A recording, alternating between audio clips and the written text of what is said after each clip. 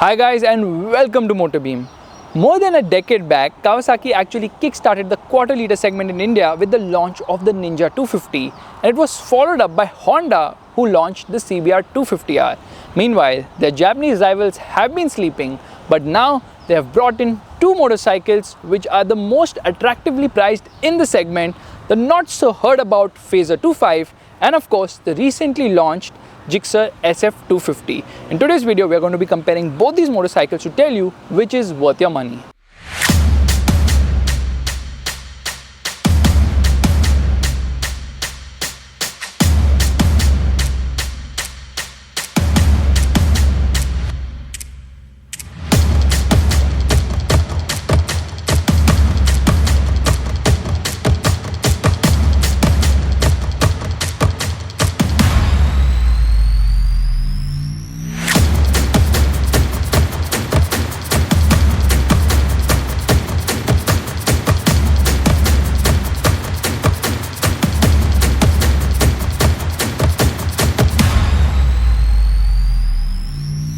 While Ironman there might be a bit more bulky, it definitely won't attract a second glance. But the Gixxer here is certainly more sleek and definitely looks fresher and sportier of these two motorcycles. Both these motorcycles also get an all-digital console, but the Gixxer also gets a gear position indicator.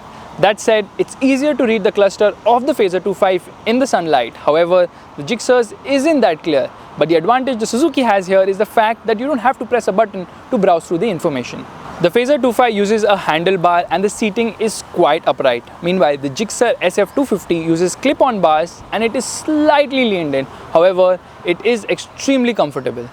Although the seat height difference isn't that much between both these motorcycles, it is the Gixxer SF250 which is slightly more comfortable for shorter riders because of the lower position of the bars. Both these motorcycles also get a slightly rear set peg position, which means that yes, for the long haul, you can ride both of them very comfortably. Even a pillion is quite comfortable on both these motorcycles because there's not much to differentiate as far as pillion comfort goes. However, the seat on the Fazer 25 is slightly better in terms of cushioning.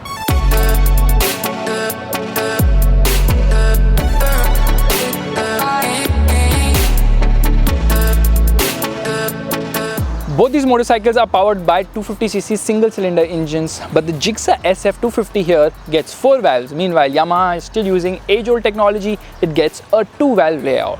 Now in terms of output numbers, the Suzuki completely creams the Yamaha because not only does it have more power and torque on offer, it is obviously the faster motorcycle here. But not by a big margin as you would expect by looking at the specs on paper, because the torque delivery on that motorcycle is just superior. It has better low end punch, it has a better mid-range too, and it just feels livelier lower down as well. However, the Suzuki comes into its own in the top end and really screams to its 10,000 RPM redline.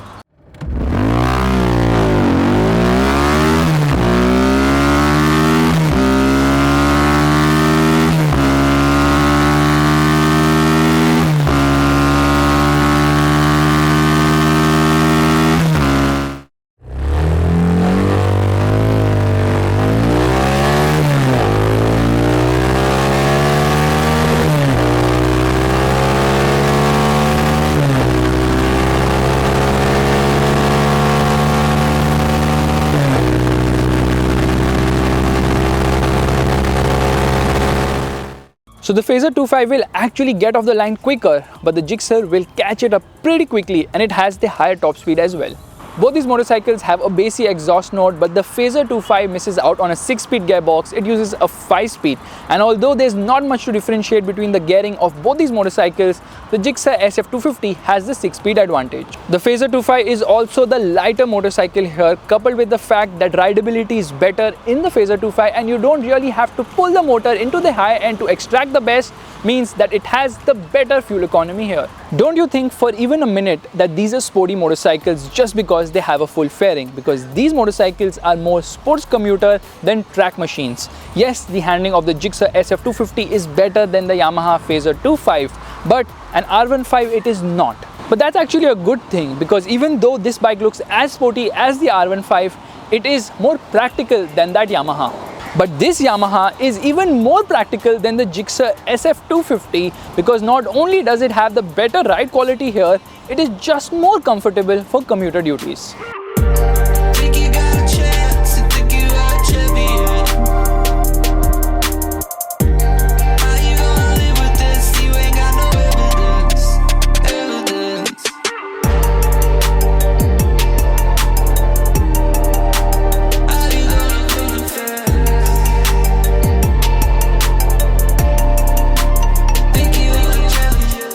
Hardware bits are very similar between both these motorcycles when you compare the frame as well as the suspension system on offer. Even the brakes get dual channel ABS, however the ones on the SF are just better than the Phazer 2.5. The Gixxer SF250 has slightly wider tires as well. It also offers better grip than the Phazer 2.5. The feel and feedback from the Suzuki is just superior than the Yamaha. And in terms of high-speed stability, both of them are mediocre because this visor is absolutely of no use at high speeds, not doing anything to curtail wind blast. Both these motorcycles have inadequate mirrors, however, the Gixxer SF250 has the superior lights at night. The headlight is all LED of course, but unfortunately the indicators on either of these motorcycles aren't. But two areas where the Phazer 2.5 actually shines is in build quality and horn, and trust me, that horn was actually highlighted by Yamaha at the launch event of this motorcycle. Meanwhile, the horn on the Gixxer SF250 is a bit meek. So as it is clearly evident, the Phazer 2.5 is the more practical motorcycle here. Throw in the fact that it costs rupees 25,000 less than the Gixxer SF250 and it becomes the de facto choice in this segment. Well, not quite, because the design of that motorcycle is a kind of eyesore. That's the reason not many people have actually bought it. Meanwhile, the SF250 looks stunning. This Gixxer has the better handling, is actually the better motorcycle here. So the premium you pay for the Suzuki is well worth it.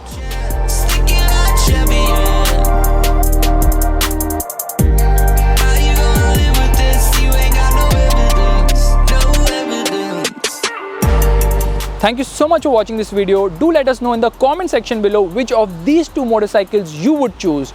Or will you cross to the orange camp and opt for the Duke 250, or just pray to God for KTM to launch the RC 250, or maybe opt for the age-old Honda CBR 250R, or maybe rob a bank and buy the Kawasaki Ninja 300. Honda! Like, share, comment, subscribe. Bye-bye.